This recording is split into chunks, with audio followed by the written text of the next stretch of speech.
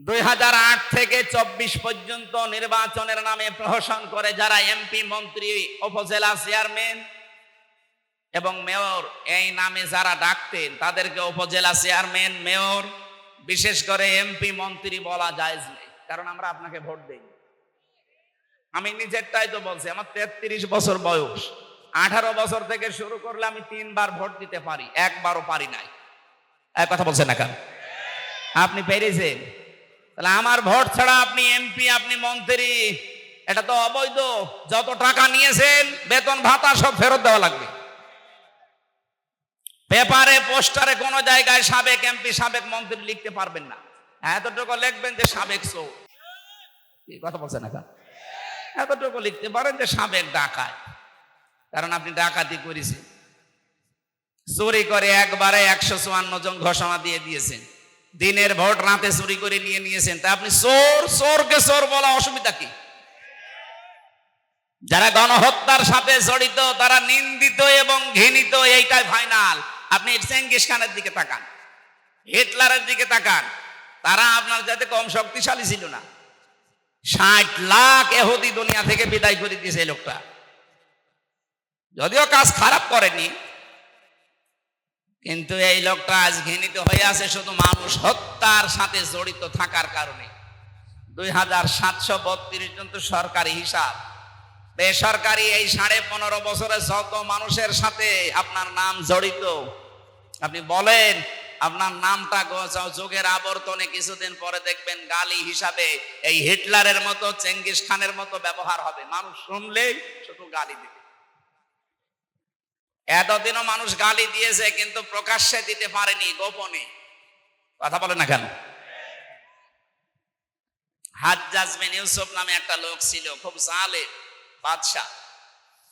মন্ত্রী পরিষদ একদিন এসে বলে, বাদশাহ আপনার জন্য তো বাইরে যেতে পারি না, শুধু মানুষ গালিগালাজ করে, মানুষ খালি আমাদেরকে জালেম বলে ডাক দেয়। কে ডাক দেয় দেখি আমি বাইরে যাব। ছদ্মবেশ নিয়ে রাস্তায় হাঁটছে, হঠাৎ দেখ এক গ্রাম্য মানুষ, বেটাই এদিকে আয়। বাদশাহ হাজ্জাজ বিন ইউসুফ লোকটা কেমন? কি বলেন? তো জালেম। জালেমের বাচ্চা জালেম। 2 বার যখন বলিস ওর মেজাজ গেছে খারাপ। বলে বেটা আমারে চেনো? বলে না, আমি সেই লোক। চিন্তা করছে আমার তো মাথা এখন থাকবে না। ডাক দিয়ে বলে, বাদশাহ আপনি আমারে চেনেন? না তো। কে তুই? আমি এই গ্রামের ওই লোক যার মাসে 2 দিন মাথা খারাপ হয়, আজকে তার পয়লা দিন। তুই পাগল? মাসে 2 দিন মাথা খারাপ হয়, আজকে পয়লা দিন, তার মানে আর একদিন হবে। এর মতো পাগলের সাথে কথা বলে লাভ নেই। পাগল বলে ওই দিন বেশি গিয়েছি। এই কথা বলে না কেন? আমরা এই 15.5 বছরে পাগল বলেই বেশি আছি। নাই তো সে স্টিম রোলার গেল, বেঁচে থাকার কথা। আপনি কিছু টের পাচ্ছেন? মানুষ সামনাসামনি হয়তো অনেকেই প্রশংসা করেছে, কিন্তু পেছনে যে খবর নিয়েছিলেন, এই লক্ষ লক্ষ কোটি কোটি টাকা খরচ করে মূর্তি বানালেন, কি হলো? 3 ঘন্টাও টিকতে পারেনি। সারা দেশে 3 ঘন্টায় সব উল্টিয়ে পাল্টিয়ে একেবারে মাটির সাথে মিশে দিয়েছে। যেটা মিশতে চায়নি কুষ্টিয়ার ওই 5 রাস্তার মোড়ে, শয়তান এত শক্ত ভাঙা যাচ্ছিল না, বেগুন এসে ভেঙেছে, তাও রাখে না জনগণ। এই জন্য হয় না ভাই, জোর করে কিছু করতে যাবেন না। একটা কাজ করেছিল, এখন মুসলমানদের আবেগের জায়গা, এই কারণে ওটা পাল্টানো যায় না।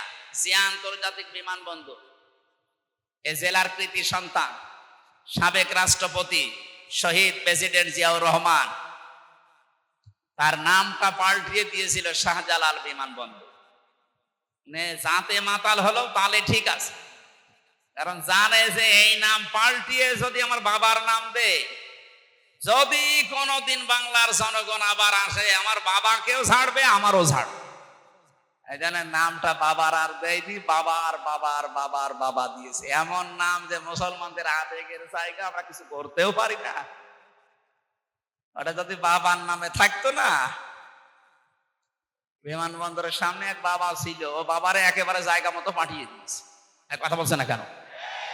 এই মূর্তি সংস্কৃতির সাথে আমাদের মুসলমান যারা কোনো সম্পর্ক আছে না, আমরা ওই সম্পর্ক রাখি না। কারণ আমাদের আদি পিতা হযরত আদম থেকে শুরু করে যত নবী আল্লাহ পাঠিয়েছেন সব মূর্তির বিরুদ্ধে। আর এরা পোড়াটা উল্টিয়ে মূর্তির সংস্কৃতি দিয়ে আমাদেরকে শিরিক করাচ্ছে। কত ছোট ছোট ছেলে মেয়েরা দেখতাম যে এইভাবে করে, সবে এটা টাঙিয়ে রাখে বাবার, এইভাবে করে, প্রকাশ্য শিরিক।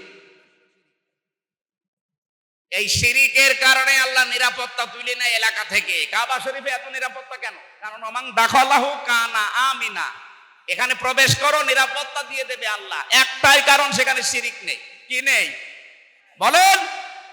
বাংলাদেশ কি কাবা শরীফ? এটা কত দূর? 6500 কিলোমিটার। তাহলে এইটা যদি এখন আপনি কাবা শরীফের মতো নিরাপত্তা দিতে চান, এই 56,000 বর্গ মাইল, কোনো কাজ করা লাগবে না। কি করা লাগবে?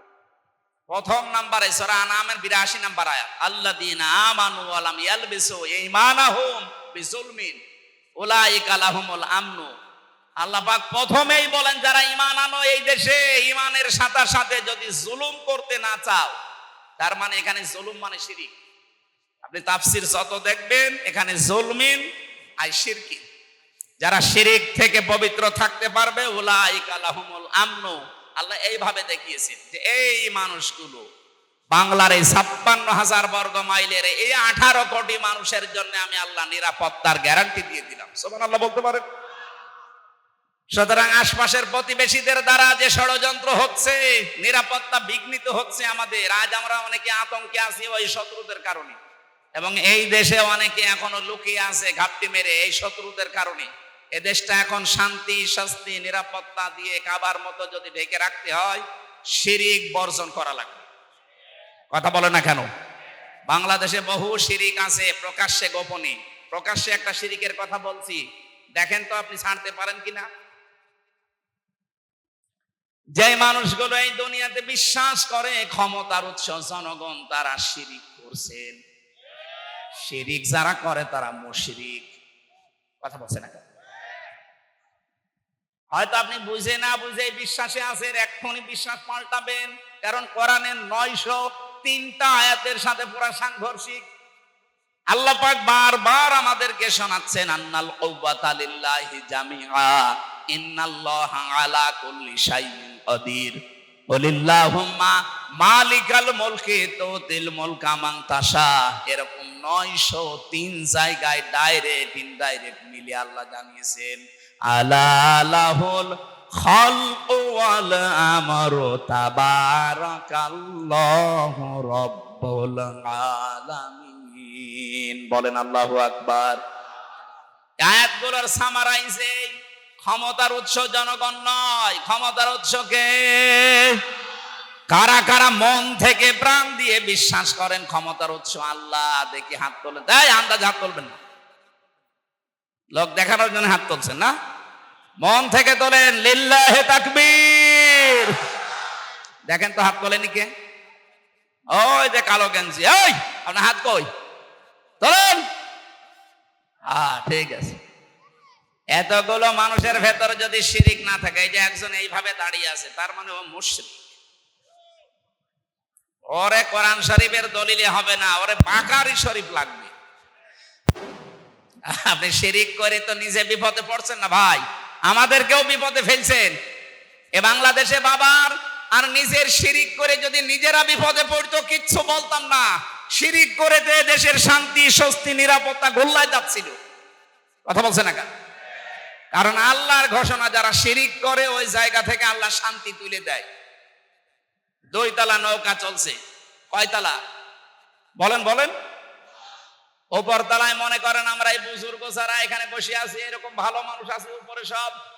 নিচ তলায় মনে করেন এমন কিছু মানুষ আছে যাদের পানি দরকার, ওরা বারবার উপরে আসে, পানি নিয়ে যায়। এখন যদি বলে ডিস্টার্ব করেন কেন, পানি তো নিচে আছে, একটা তক্তা খুলে নিলে তো হয়। ওরা যদি বলে হুজুর ঠিক আছে, আর জীবনও আসবো না, নিচে যে একটা তক্তা খোলা আরম্ভ করিস। ওপরে আমরা যদি এই যে বুজুর্গ যারা যদি দেখি যে ঠিক আছে খোল, ওরা নিজেরা যারা নিচে আছে ওরা একা মারবে না আমাদেরকেও মারবে? বলেন। সুতরাং আমাদেরকে বাঁচতে হলে অন্তত উপরতলায় বসে বসে হাওয়া খেতে এখন আর হবে না। যে কোনো কায়দায় এই তক্তা খোলা থেকে আপনাকে নিষেধ করাই লাগবে। যদি বারণ না শোনেন দরকার মারধর করবো, যদি মেরেও কাজ না দরকার মেরে ফেলবো, তাও আমাকে বাঁচা লাগবে। আপনি যে শিরিক করার মাধ্যমে দেশে আল্লাহর গজব ডাক দিয়ে নিয়ে আসছিলেন, আপনি টের পাচ্ছেন। আপনার কারণে আমরাও শান্তি, শক্তি, নিরাপত্তা হারিয়ে ফেলছিলাম। এই কারণেই তো বাধ্য হয়ে প্রতিবাদ করা লাগে। কথা বলেন ঠিক কিনা? আরে প্রতিবাদ যেই করেছে সেই গেছে লাল দালানে, আর কিছু মানুষ কৌশলে ছিল, ওই মানুষগুলো যাওয়া লাগে না, কিন্তু তারাও বাইরে একটা কারাগারে ছিল, বাড়িতে থাকতে পারে না, ধানের খেতে, বাঁশতলায়, গাছতলায়, গোরস্থানে পর্যন্ত ছিল। এই জন্য এখানে আমার আল্লাহ কিন্তু আসলে মারামারি, কাটাকাটি, মানুষ হত্যার পক্ষে না, কিন্তু বাস্তবে যদি লেবেল করতে হয়, ওই জায়গাটা যদি শান্তি ফিরিয়ে নিয়ে আসতে হয়, তাহলে এরকম কিছু দরকার। রব্বুল আলামিন নবীজিকে জানিয়েছেন বদরের ময়দানের কাহিনীটা। হে নবী, এই যে 80 জন কাফের সব পড়েছিল, একটাকেও আপনার সাহাবীরা মারে নাই, আপনিও মারেন নাই। 3000, 1000, 5000, প্রথমে 1000, পরে 3000, পরে 5000 ফেরেশতা পাঠিয়ে ওরা যে এসেছিল, ওদেরকে আমি আল্লাহ নিজে ফেরেশতাদেরকে দিয়ে এভাবে হত্যা করেছি। কেটে কেটে ফেলে রেখেছিলাম, আপনার ওই খেজুরের ডালের কাজ না। আপনি যে খেজুরের ডাল নিয়ে এসেছিলেন সাহাবীদেরকে নিয়ে, অথচ যারা পড়ে আছে দেখেন তো খেজুরের ডাল দিয়ে এভাবে নিখুঁত ভাবে জবাই করা যায়। ওদেরকে তো জবাই করেছে আমার ফেরেশতারা। ফালাম তাকতুলুহুম ওয়ালাকিন্নাল্লাহা কাতালাহুম ওমা রমাইতা ইয রমাইতা ওয়ালাকিন্নাল্লাহা রমা। বরং তাদেরকে আপনি হত্যা করেননি, ওদের আমি আল্লাহ নিজে হত্যা করেছিলাম। আমি লেবেল করতে চেয়েছি দুনিয়া যেন শান্ত হয়। এই জন্য এখন যা শুরু করেছে ওরা গুপ্ত হত্যা, এটার জন্য সোনা মধু, এদের জন্য শুধু ঝাড় ফুঁক দিয়ে আর হবে না, ওয়াজে কাজ হবে না, এদের জন্য ঠিক ওই বিধানটা উল্টিয়ে দেওয়া লাগবে। আল্লাহ বলেন এতদিন যারা তোমাদের হত্যা করেছে তারাদেরকে হত্যা করো, কিন্তু সাবধান, ওদের মতো সীমা লঙ্ঘন করবা না। ওরা 4 জন যদি মেরে ফেলে, হত্যা করে, জবাই করে, ওদের 4 জনকে ঠিক এইভাবেই করা লাগবে। এটা আমাদের হাতে তোলার বিষয় না, রাষ্ট্রের বিষয়। যারা দায়িত্বে আছেন আহ্বান জানাচ্ছি, দেশকে যদি সত্যি সামনে শান্তি, স্বস্তি, নিরাপত্তা দিতে চান, অন্তত এইটা দিয়ে আরম্ভ করেন। তাবলীগ জামাতের যাদের 4 জনকে জবাই করেছে, খুব তাড়াতাড়ি এদেরকে বের করেন, ওদেরকেও বায়তুল মুকাররমের সামনে নিয়ে জবাই করে দিন, দেখেন এদেশে এমনি ঠান্ডা হয়ে যাবে। যারা উস্কানি দিচ্ছে ওরা বলবে ওরে বাপ, দরকার নেই, কারণ আল্লাহ ভালো করে জানে যে কোন জায়গায় কোন ঔষধ দেওয়া লাগে। আল্লাহ বলেন সাবধান, সীমা লঙ্ঘন করতে যেও না, যে কোনো কাজে সীমা লঙ্ঘন করলে আমি আল্লাহ ঘৃণিত করে দেই। এতদিন যারা সীমা লঙ্ঘন করেছিল তাদেরকে আল্লাহ সত্যিই কিন্তু ঘৃণিত করে দিয়েছে। একেবারে শুরু হয়েছে সেই জান্নাত থেকে। এটা আমাদের আদি পিতা হযরত আদম আলাইহিস সালাম, মা হাওয়া আলাইহিস সালাম, দুইজনেই সীমা লঙ্ঘন করে ওই গাছটার কাছে গিয়েছিল। ওটা একটা বর্ডার। আমরা মনে করি ওটা শুধু গন্ধম গাছের জন্যই খাস, না।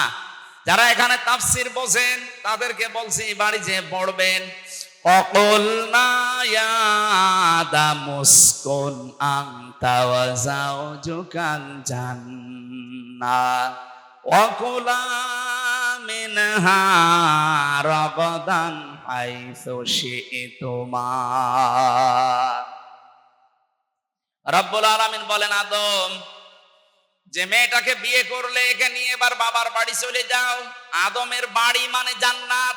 আদমের বাড়ি কোনটা বলেন বলেন? আর আমাদের বাবার বাড়ি, উনি যেহেতু আমাদের আদি পিতা বাবা, এই জন্য আমাদের বাবার বাড়ি জান্নাত। এখান থেকে মাসলা বের হয়, বিয়ে করে বউ নিয়ে আপনাকে বাবার বাড়ি যাওয়া লাগবে। তো কত মানুষকে আমরা দেখি বিয়ে করে আরো নিজে ঘর জামাই থেকে যায়। একটা ইতো এ বগুড়ায় ঘর জামাই আছেন? একটু হাত তোলেন তো দেখি ঘর জামাই। না নেই, এখানে নেই আলহামদুলিল্লাহ। এ জেলা তো ভদ্র জেলা, এখানে ঘর জামাই থেকে মরবে? বিয়ে করার পরে বিয়ের যে সিস্টেম গুলো শোনেন, এখানে যেহেতু গ্রাম অঞ্চলের জন্য বলছি, এদেশে বহু জায়গায় আমরা দেখি অনেকে বিয়ে করার সময় বরযাত্রী নিয়ে যায় মেয়ের বাড়িতে। এটা কিন্তু হিন্দুদের কালচার। এই যে গায়ে হলুদ দেওয়া, বরযাত্রী যাওয়া কাদের কালচার? আরো জোরে বলেন। মুসলমানদের কালচার হচ্ছে অলিমা করা। কি করা? অলিমার খবর নেই, 200 জন 250 জন নিয়ে উনি যাচ্ছে মেয়ের বাড়িতে বরযাত্রী নিয়ে। বরযাত্রী তো জায়েজ নেই, আপনি কোথায় যাচ্ছেন? আজকে থেকে জীবনে আর কোনোদিন বরযাত্রী যাবেন না। কারা হাত তোলেন তো? ও, যারা হাত তুলছেন ওরা ঝামেলা আছে। না না ভাই, ওটা যেহেতু জায়েজ নেই, আপনি যাবেন কেন? মেয়ের বাবার বাড়ি থেকে একটা পান খাওয়াও জায়েজ নেই তার নিজের সন্তুষ্টি ছাড়া। আর আপনি 200 জন 500 জন নিয়ে চলে যাচ্ছেন, লজ্জায় কিছু বলতেও পারে না মেয়েটার কারণে। কথা বলেন না কেন? মেয়েদের যে কি অধিকার আল্লাহ দিয়েছে এইটা নেই। অলিমা করে ছেলের বাড়ি না মেয়ের বাড়ি? ছেলের বাড়ি। কার বাড়ি? এই জন্য ছেলের বাবা যারা আছেন আজকে থেকে বরযাত্রীর চিন্তা ভাবনা বাদ দেন। এখন থেকে অলিমা হবে এটা আপনার বাড়িতে। দরকার হয় মেয়ের বাড়ির আরো 200-300 জন নিয়ে আসেন। আমি বারবার বলছি কেন? কারণ আমার তো ছেলে নেই, আমার মেয়ে, আমার বাসা লাগবে না। না, তারপরও ইসলামের নিয়মটা তো বলা দরকার। আমরাও পালন করতে ওই সময় পারি নাই, কারণ আমি ওই সময় জানতাম না। যে সময় বিয়ে হয়েছিল সঠিক কথা কি আমি জানলে ওই সময় মানতে পারতাম না, কারণ আমি তো ছিলামই একেবারে ওই রকম। সুতরাং এখন পরিবেশ যখন আমাদের এসেছে, আপনারা ছেলের বাবা যারা এই নিয়মটা পাল্টিয়ে ফেলবেন। আর কোনোদিন বরযাত্রী যাব না। কেউ দাওয়াত দিলেও বলবো না আমি ওর ভেতরে নেই। আপনি অলিমার দাওয়াত দেন, আমি আসি। কথা বলেন না কেন? হযরত আদম আলাইহিস সালাম স্ত্রীকে নিয়ে গেলেন বাড়িতে, তার মানে জান্নাতে। আল্লাহ বলেন কুলা মিনহা রাগাদান হাইসু শি'তুমা। সাবধান, নিজে যা খাবে স্ত্রীকে কিন্তু ওই মানের খাবার খাওয়াবে। আল্লাহ কিন্তু আংতা ওয়া কুলা দেয়নি। যারা কোরআন পড়তে পারে, তাফসীর বোঝে, মেয়েদের প্রতি আল্লাহ দেখেন কেমন টান দিয়েছেন। আল্লাহ বলেন হে পৃথিবীর মেয়েরা, স্বামীর বাড়িতে গিয়ে স্বামী মরণের খাওয়া খাবে আর তোমাকে হালকা দেবে তা না। আমি এটা জায়েজই করি নাই। সে প্রথম তোমার আদি পিতাকে আদেশ দিয়েছি, বউ বাড়ি নিয়ে যে নিজে যেই মানের খাবার খাবে ওই মানের খাবার বউকে খাওয়ানো লাগবে। এটা কিন্তু আল্লাহর আদেশ। আজ অনেক নামাজি, অনেক রোজাদার হজ করে আসে, কিন্তু পারিবারিক জীবনে এটা নেই। না, আপনার নামাজ হবে না, কারণ এটা একটা হক। যেই মানের খাবার খাবেন, যেই মানের পোশাক পরবেন, যেই মানের জায়গায় থাকবেন, ওইটাও স্ত্রীকে ওইভাবে দেওয়া, এটা আল্লাহর নির্দেশ। আমাদের আদি পিতাকে আল্লাহ দিয়েছেন। কেউ যদি মনে করে এ আর কি দুনিয়ার কাজ, এটুকু না, এইটা দিয়ে আপনার জান্নাত তৈরি হবে। কেউ যদি তার স্ত্রীর জন্য, তার মেয়ের জন্য খরচ করে, তার মায়ের জন্য, নবীজি বলেন ওই টাকার হিসাব কিয়ামতে দেওয়া লাগবে না। আপনি কোন পীরের দরবারে, কোন মাজারে, কোন খানকায়, কোন বাবার দরবারে টাকা দিলে টাকার জবাব দেওয়া লাগবে না, কথা আমি পাইনি। কিন্তু স্ত্রীকে, নিজের মাকে, নিজের মেয়েকে সাধ্য মতো যদি তাদের পেছনে খরচ করেন, এমনকি স্ত্রীর সাজগোজ করার জন্য যদি মাসে 5-10 হাজার টাকাও খরচ হয়, পুরা 10,000 আল্লাহর রাস্তায় দান করার সওয়াব হবে। মাসে 10,000 না, বিয়ে করার পর থেকে আজ 50 বছরেও 10,000 টাকা সাজগোজ করার জিনিস কিনে দিয়েছেন। বলছেন না, তাই আপনার বিয়ে করার দরকার কি? আল্লাহ বলেন রাগাদান হাইসু শি'তুমা। বউ নিয়ে শুধু বাবার বাড়ি থেকে নিজের বাড়িতে এসে ঘর বন্দি করে রাখবা না। মাঝে মাঝে বেড়াতে যাও, সাধ্য মতো যেখানে ইচ্ছা যাও, যা ইচ্ছা খাও, কিন্তু সাবধান, ওয়ালা তাকরাবা হাদিহিশ শাজারাতা, এই গাছটার নিকটে যাবা না। ফাতাকুনা মিনাজ জালিমিন, তাহলে জালেম হয়ে যাবা। তার মানে এই গাছটা বলতে শুধুমাত্র ওই গন্ধম গাছই না, গাছ মানে একটা বর্ডার। গাছ মানে কি? আল্লাহ পাক বলেন পৃথিবীতে আমার এরকম বর্ডার আছে 500, এই কোরআন শরীফে আছে। এই 500 বর্ডারের কাছে যখনই যাবেন, আদম নবী আলাইহিস সালাম যেমন গাছ বর্ডার ওভারটেক করেছিলেন, সন্তান হিসাবে তোমরা বর্ডার ওভারটেক করবা না। যেখানে যে দেখবা থমকে যাবা। বিয়ে বাড়িতে গেছো নিজের বউ নিয়ে, নিষেধ নেই, কিন্তু এমন বিয়ে বাড়িতে যাওয়া যাবে না যেখানে গেলে বড় পর্দা থাকে না, নিজেরও পর্দা থাকে না। এরকম বিয়ে বাড়ি নেই? এক কথা বলে না কেন? এরকম মেলায় যাওয়া যাবে না যেখানে গেলে বড় পর্দা নেই, আপনারও নেই। এই যে চলছে ওয়াজের মাহফিলে, যদি এই মেলায় এই পর্দায় না থাকে, ও ছাতা দেওয়ার দরকার কি? আমি তো শুধু একটা উদাহরণ দিলাম যে বিয়ে বাড়ির আজ হাজারো জায়গা আছে যেখানে গেলে পর্দার মতো বিধান মানা যায় না। জীবন চলে চাইলে ওখানে যাওয়া যাবে না, এটা আল্লাহর নিষেধ। যদি এরপরও কেউ সীমা লঙ্ঘন করেন, আল্লাহ পাক বলেন সে আমার কাছে ঘৃণিত, সে জালেম। বলেন নাউজুবিল্লাহ। সম্মানিত মা বোনেরা, যারা বাইরে যেতে চান, দুইটা বিধান আছে পর্দার, একটা রুখসাত, একটা আজিমাত। আপনার এই মুখমণ্ডল, হাতের কবজি আর পায়ের পাতা বাদ দিয়ে বাকি শরীর ঢেকে আপনি বাইরে যেতে পারবেন, এটা ছাড় আছে। কিন্তু যদি আপনি আজিমাত মেনে চলতে চান, খাস পর্দা যেটা বলা হয়, হাত মোজা, পা মোজা, চোখের উপরে একটা পাতলা কিছু দেওয়া লাগবে, যেটা হিজাব বলা হয়। এটা যদি করতে পারেন তাহলে তো সোনাই সোহাগা। যদিও মেয়েদের পর্দাটা মুখমণ্ডল, হাতের কবজি আর পায়ের পাতা খোলা রাখলেও গুনাহ হবে না। অনেক আলেম যায় এটা জানিয়েছে যে না, মুখটা যেহেতু সৌন্দর্যের প্রতীক, এজন্য মুখটাও ঢেকে রাখা লাগবে। ছেলেদের পর্দা হচ্ছে নাভি থেকে শুরু করে হাঁটু পর্যন্ত। হাবি থেকে শুরু করে হাঁটু পর্যন্ত যদি কোনো পুরুষের ঢাকা থাকে, পুরা শরীরে কাপড় না থাকে, অসুবিধা নেই, আপনি তার ফরজ আদায় হয়ে যাবে। মেয়েরা এখান থেকে মাসলা পেয়েছি আমি, আপনারা যদি নামাজ পড়েন, শাড়ি পরে নামাজ পড়লে আপনার নামাজ কিন্তু হবে না যদি চুল বেরিয়ে যায়। শাড়ি পরে নামাজ পড়ছেন, যদি সেজদায় রুকুতে গিয়ে চুল বেরিয়ে যায়, চুল দেখা যায়, আপনার নামাজ ভেঙে যাবে। এজন্য মেয়েদের সর্বোত্তম সুন্নাতি পোশাক আমার মনে হয় যেটা সালোয়ার কামিজ। কি আজকে থেকে পরিবারে এইটা বানিয়ে দেবেন, শাড়ির এই প্রচলন বাদ দিয়ে দেন। হাত পর্যন্ত হাতা বানাবেন ঢিলা ঢালা, পা পর্যন্ত লম্বা বানাবেন। ছায়া পায়জামা নিচে চাই পরুক, ব্লাউজ থাকবে এবং মাথা থেকে শুরু করে পুরা বুক টানিয়ে একটা বড় ওড়না থাকবে। হঠাৎ কোনো পরপুরুষের সামনে পড়ে গেলেও পর্দার মতো ফরজ বিধানটা লঙ্ঘন হবে না। আপনি কি ইয়ার কি মনে করেন পর্দাকে? এটা যে ফরজ অনেকে জানে কিন্তু মানে তো না, আরো ঠিককারি করে। পর্দার এই বিধানটা নফল না ফরজ? নামাজের মতো ফরজ। অথচ নামাজ পড়ছে অনেক মহিলা, পর্দা নেই। আমি আশা করব এখান থেকে আপনি মেনে নেবেন, আল্লাহর সীমানার বাইরে যাওয়া যাবে না। একটা বর্ডার আল্লাহ রাব্বুল আলামিন এমন ভাবে বর্ডারটা তৈরি করে দিয়েছেন। আপনি, আমরা যারা পুরুষ মানুষ আছি, এখানে যত পুরুষ আছেন, আজকে থেকে এই দুইটা ঔষধ কোরআনে আছে, আমরা এখন থেকে মেনে চলবো। তাহলে পর্দার মতো এই বিধান এবং জেনা থেকে আপনাকে আল্লাহ বাঁচিয়ে দেবে। আজ অনেক পুরুষ মানুষ কল দেয়, বলে হুজুর এক বউ, কতদিন আর কি করব, ভালো লাগে না, অন্যেরটা দেখলে খুব ভালো লাগে। কি আমি নিজে পেয়েছি মোবাইলে, অনেকেই বলে এক জিনিস আর কতদিন ভাল লাগে না, অন্যেরটা দেখলে কিন্তু খুব ভালো লাগে। এটার কারণ আছে। সূরা নূর 30 নম্বর আয়াতে আল্লাহ এই কারণটা দিয়েছেন।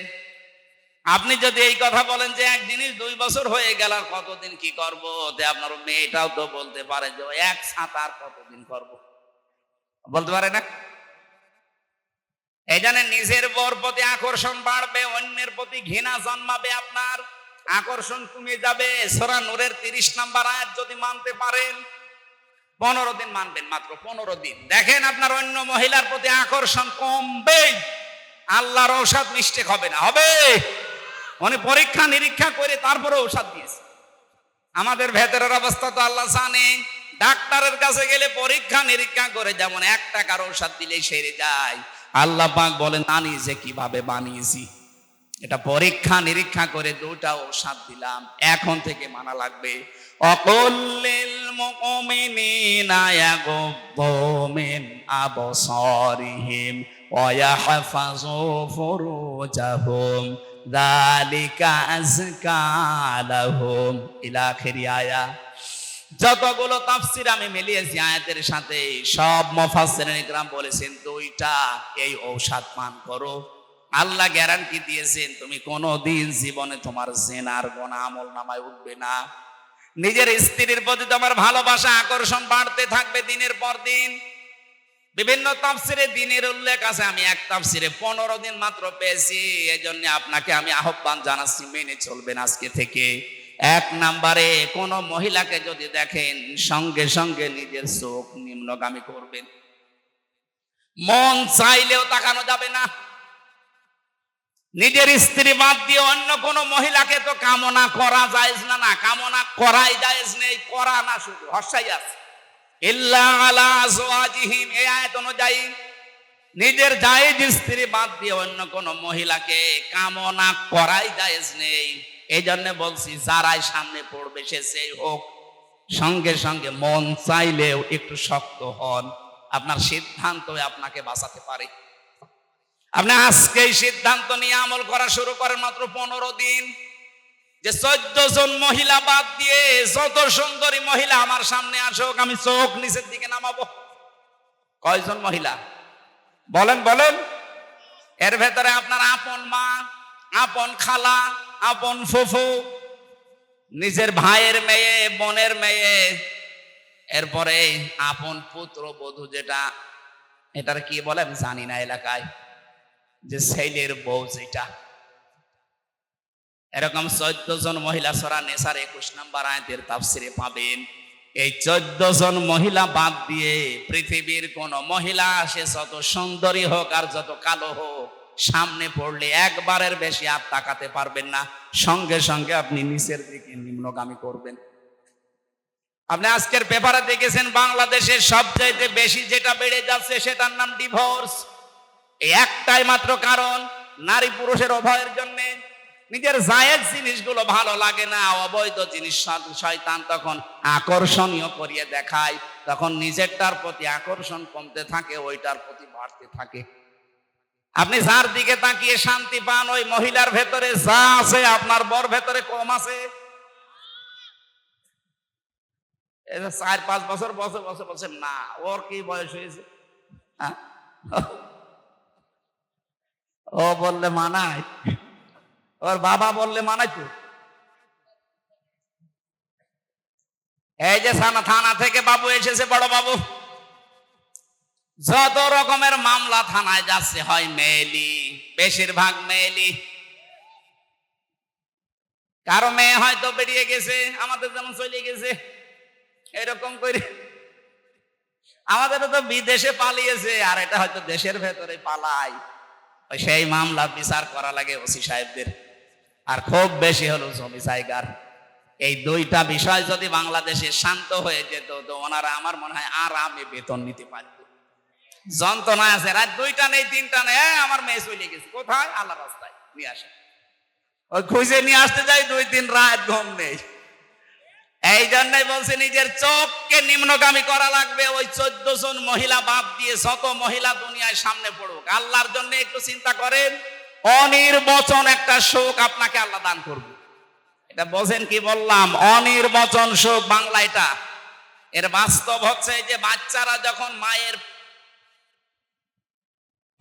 পাখি আছে না, মুরগি পাখি যাই বলেন, এর বাচ্চারা যখন নিচে এই পাখা পর পালকের নিচে যখন আশ্রয় নেয়, এই চিল কাক এদের আক্রমণ থেকে বাঁচার জন্য, এই মোলায়েম এত সফট, এত কোমল এই পাখাগুলো, একটার সাথে আরেকটা যখন এই পালক লেগে যায়, এর নিচে পাখিগুলো আশ্রয় নেওয়ার সঙ্গে সঙ্গে বাচ্চাগুলো পাখিটা এভাবে দিয়ে ফল করে দেয়। এর নিচে বসে বসে একটা কিচির মিচির আওয়াজ দেয়। এটা বাংলাতে বলে অনির্বচন সুখ। আপনি যদি সত্যি আজকে থেকে মহিলার দিকে না তাকিয়ে চক্ষুকে নিম্নগামী করে থাকতে পারেন, কিছুক্ষণ পরে দেখবেন মনের ভেতরে একটা আলাদা শান্তি আল্লাহ দিয়ে দেবেন। আপনি তো একেবারে 1 মিনিটে 3-4 বার করে দেখেন, তো শান্তি পাবেন কি করে? দুই নাম্বারে আমাদের লজ্জাস্থানের হেফাজত করা লাগবে। এটার ব্যবহার আজ যেখানে সেখানে হচ্ছে না। এই জেনা থেকে বাঁচার জন্যে আকাশ সংস্কৃতির নামে যেটা চলছে, ভারতের পিন আপ করা পত্রিকাগুলো, এগুলো বন্ধ করা দরকার সরকারিভাবে। অনেক কন্টেন্ট এই তথ্য মন্ত্রণালয় থেকে শুরু করে বাতিল করার চেষ্টায় আছে। ভারতের যখন সবকিছুই বয়কট হচ্ছে, আমার মনে হয় ওদের আকাশ সংস্কৃতিতে যা দেয় ওইগুলোও বন্ধ করা দরকার। এদেশে আমরা আমাদের চরিত্রকে আবার আগের যুগের মতো ফিরিয়ে নিয়ে যেতে পারবো ইনশাআল্লাহ।